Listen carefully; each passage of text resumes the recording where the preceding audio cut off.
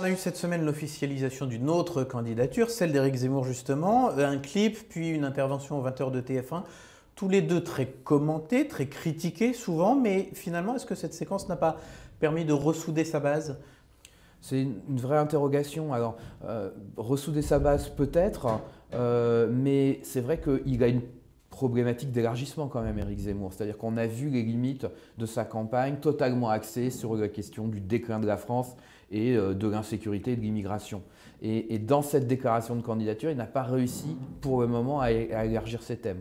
Donc on verra s'il le fait à l'occasion de son meeting ce week-end. Mais je pense c'est quoi? C'est une question de ton qui rebute certains électeurs? C'est le manque d'un programme clair pour répondre aux problèmes qui se lèvent? Je pense que dans l'analyse d'Éric Zemmour qu'il fait de la situation des Français et des électeurs français, il y a une vérité et une erreur.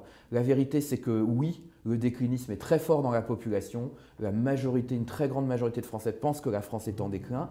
Mais l'erreur, c'est que la présidentielle, ça n'est pas une élection sur le passé.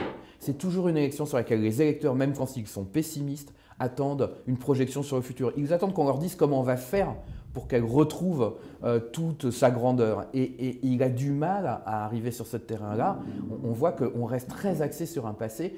Il y a aussi quand même la question de savoir si aujourd'hui ça parle encore aux électeurs, toutes les références qu'il utilise, parce que beaucoup de ces électeurs n'ont pas connu ces personnalités aussi bien culturelles que politiques.